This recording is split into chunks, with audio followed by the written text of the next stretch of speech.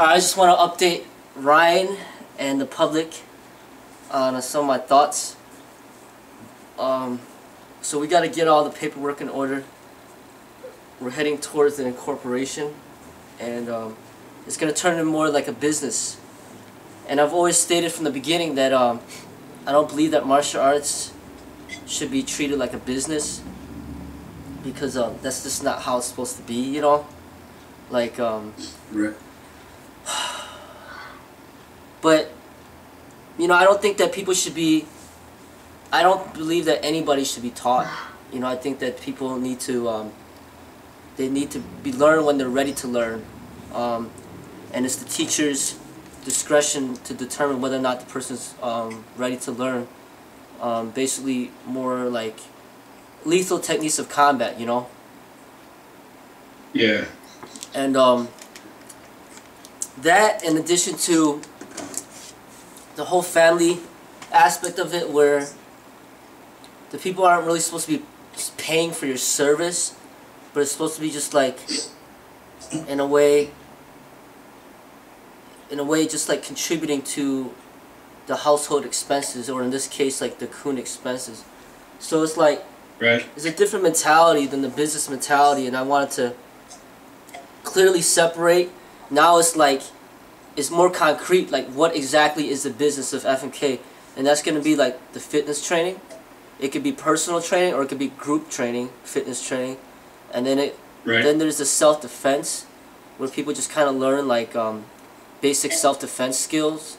Like you basically, you know, say like you got all these secret recipes, and like, you know, like 100% how to develop somebody into like a martial artist. Like the self-defense portion might be like 10% of that, or 20% of that, just to give them like the basic skills of survival. So we got that, and then we got meditation, which is, those three are like the business aspects. And then the martial arts, I want to keep that for like, to retain the artistic aspect of it. You know, I don't want to really put that out in the open market just for anybody. And also decide to like, basically everybody that comes in, to kind of like interview them to see exactly what they're looking for, and like explain to them thoroughly the differences between all four of the things that I'm offering, you know, and then like have like a really good understanding of what's expected, and what's, you know, what the difference between, mainly between what the difference between martial arts and self-defense is, you know. So now that that's more clarified, I think the future should be looking better as far as like less confusion, you know. And right. And then like my ideas on the whole ranking in general is that I didn't like the way that things were, you know, the outcome of what I did in the past. So right now, for the meantime, I'm gonna abolish it. But if I come back to it, I'm gonna have like a different mentality, like a different approach. One idea that I came up with right now is like, you know how I had like white, red, blue, and then black, you know? Now, now I'm thinking about, in the future, if I do it again, it'll be like white, red, blue, black, and then back to white. You know what I'm saying? Like, it'd just be like, if you go, if you go past the black, then you just get right back to the white. So then it's like, it's like, just like remembering to humble yourself all over again, and just like empty your cup all over again. You know what I'm saying? Like filling up your cup and then emptying it, and like not like being stuck in this like this mentality that you think you're better than everybody. So like white also, like when I put it on now, like it makes me feel good, you know, like even Todai Bai mentioned this. He said like, you know, like it represents like purity and stuff like that, and like it's just a certain energy that it brings that I like it. You know, I like how I want to bring back meaning to it. It's like bringing it back to the beginning, you know, and not like, you know, getting to the point where you think you know everything and you think you're better than everybody. That's not the right mentality to have. So in the future, if I bring it back, I want to have that. Probably it's gonna be like white, red, blue, black, and then white again.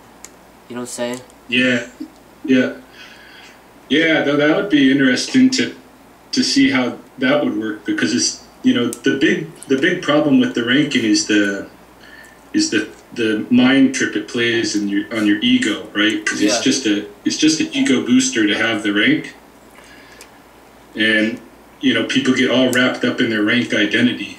Yeah. But if the ultimate goal is just to go back to the white anyway, then maybe somehow, I don't know if it'll work or not, but it would be interesting to see as an experiment whether it actually could like kill that, you know, all of that ego abuse stuff that goes on. Yeah, I mean, But yeah, the idea of the separation that you're making between, you know, the different services of FMK as business services and then the martial arts, I think that's a good idea too. Usually, you know, the schools will be one way or the other. Either they'll be like totally, you know, business oriented corporate martial arts school where, you know, maybe Sifu won't even know your name because they got so many students and they're just pulling in the money, and it's like, you know, it's like that kindergarten kind of a thing. Hey, they just take anybody and that set curriculum, and they work you through that curriculum and give you your belts to keep you going and that kind of thing. It's just all business, and you don't turn out good martial artists.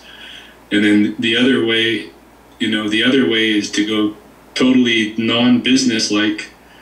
And what happens there though is that, you know, just like what was happening with you, is the Sifu will start getting taken advantage of by people that, you know, they want a free ride basically. yeah. They don't want to really contribute to the Kwun. So, you know, having a good distinction that there's a business side, you know, these are business services and such, and operating those like business, and then retaining the martial arts, you know, as the more family aspect, with a core group that does contribute to the Kwun, you know, I think that might work. Yeah. That's the approach that I'm going at. And I just noticed that, like, part of the, like, the big reason why I've been having these problems with certain people like leaving and stuff is because I wasn't organized. Like, I wasn't like clearly just, you know, communicating to them like what was expected and what is the difference, you know, like because people like have, you know, a lot of times I just assume people understand, but then they don't. Like, a lot of people are like, pretty much everybody's born and raised into this culture of like consumerism, and you basically, you know, you're always like thinking that, oh, it's always about customer satisfaction. I'm in control of everything, you know, like I tell the businesses what to do and stuff like that. And basically they get stuck in this mentality, and it's really hard for them to understand this martial art mentality. So I gotta, like, you know, especially when they first start joining, I gotta really communicate that to them from the beginning, and just get that straightforward. I think, you know, with things that are more organized now, and then I could clearly decipher like what this person's looking for, it will be able to and make it easier on me, because then I know how to like treat the relationship, you know what I'm saying? So I want to like just get that stuff in order, and when I get that stuff in order and things are running more smoothly, then I can put more of my thoughts and ideas into establishing that ranking system, and is, you know, figuring out how, if I'm gonna even have it anymore in the future, or just like leave it the way it is. I mean, you know, what I like about not having it is like people aren't like overly focused on it, and then it's like they don't like feel like they have to represent anything. It's just more about just like developing themselves and like achieving their individual goals.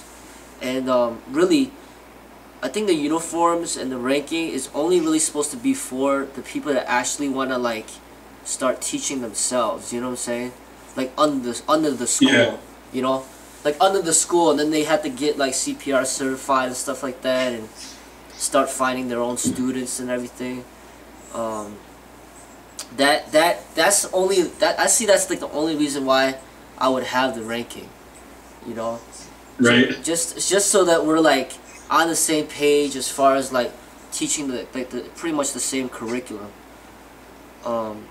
Yeah, and you have to be at a. I mean, I like the way that the rank was set up. That, you know, initially when somebody's training was to get them to have that base, you know, baseline of a good fitness, and that they had to just maintain that every year. You know, that I think that was important, because you see, like a lot of places, they don't have that fitness. They just focused on, you know, that training alone, and then you end up with guys that, you know, they end up being teachers, but physically they're not very healthy. Yeah. So, you know, I thought that was a good idea, to make sure, okay, right off the bat, if you're going for rank, then first of all, you have to get yourself really healthy. And then you got to learn the combat curriculum, and then you got to train the spirituality, you know, and each one of those goes, you know, red, blue, black, okay? So, you know, I thought the ideas behind your ranking system were good. It's just that, you know, it just goes to people's head. You know, for some reason, the rank thing, it plays a wicked mind trip on people. Yeah. You know, either they become, you know, when they get the rank, they think they're something really special all of a sudden and start getting bossy and this kind of thing, or you know, or they get a rank and they realize it's not all that it was cracked up to be. They're still just themselves, and then they quit because they run out of motivation. You know. Yeah. So I mean, that is gonna be for later. I mean, I think right now it's just like important just to get back down to the foundation of just like why we're doing this, you know, and just like just training to better your health and kind of giving you like some, you know, a little edge over the people that may be trying to hurt you, you know. As far as the spiritual is concerned, I'm really like reluctant to kind of teach that directly, because of all like the emotions involved and of all like the, you know, like the confidentiality and everything. It's almost like if you integrate the spirit, it's almost like you're like offering free service as a psychologist or something, and you're not even getting paid for it, and then you take in all the liabilities associated with, like, you know, maybe retaining information that's very personal and private that you shouldn't be disclosing or anything like that. You know what I'm saying? So it's almost like it's almost like I started to like almost lean towards like cutting it off in a direct teaching, like only like basically making videos on YouTube, like because it's my own personal expression, opposed to like teaching it to anybody directly, because it's just kind of like you put yourself at like a lot of risk and then you don't really get much in return, you know. Yeah, that's true. You know, rather I feel that when it's something like, or you're just helping somebody get fit, or you're just helping somebody learn self-defense, and then you're not like critiquing their outside personal lives, you give them that freedom to kind of just make their own decisions. But once you start like critiquing their outside lives, you start stepping into like sticky territory that could eventually get them to quit. You know, so I don't know. It's like my views on it is kind of like we don't really have much time for that anyway, because we're so busy training that you know, now I see like why a lot of the schools are, you know, a lot of the gyms and places out there are the way that they are. They cut off the spirit, and because they cut off the spirit, nobody works on it, and then everybody's all spiritually confused. You know, it's not like the gyms are forcing them to go read books before they come back into the gym. It's like these people are like so spiritually lost that all they do is just work out, and they don't really know any purpose behind anything, you know? Or they don't really have like a sense of understanding or control of this ego. I mean, I could like teach on it on general terms, like just basically like just talking about it in general terms, but like to make it personal is just I don't see it working. Because I've lost a lot of people because it just gets too personal, you know what I'm saying? Yeah. Yeah. But I thought, like, every once in a while when you sit down and you do a Philosia round with everybody in the class, I think that's pretty good stuff. You know? You said it's pretty good, you said?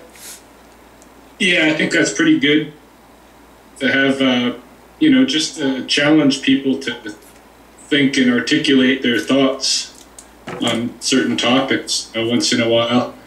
I think that's good training. But you know, like you said, most of the class, it's, you know, we're busy training on the physical and the combat. Don't have that much time for the spiritual. That's still, like, you know, you do the YouTube videos and somebody that's gonna teach FMK. I know you used to have the standard that you have to read like 100 books that are spiritual or martial arts related. Hey, I thought that was a good idea. Yeah, it's just like, but the thing is, it's just I see that to train somebody to be a martial artist, it's almost like it takes so much of like your own like time that you end up donating, and then it's like, right. Like, say you keep donating all your time, you might have the time at the beginning, but then once you start getting busy with all these business customers, you can't do that anymore. You know what I'm saying? Yeah. It's like, even right now, like, I'm probably gonna have to cut down the classes in length to maybe just an hour because, you know, it's just not being efficient. You know, because a lot of times people might show up late. It's like, it's a 2-hour class and they come like 30 minutes late or an hour late, and then it's just not being efficient. Oh, pretty good. Oh, okay. Where's he at?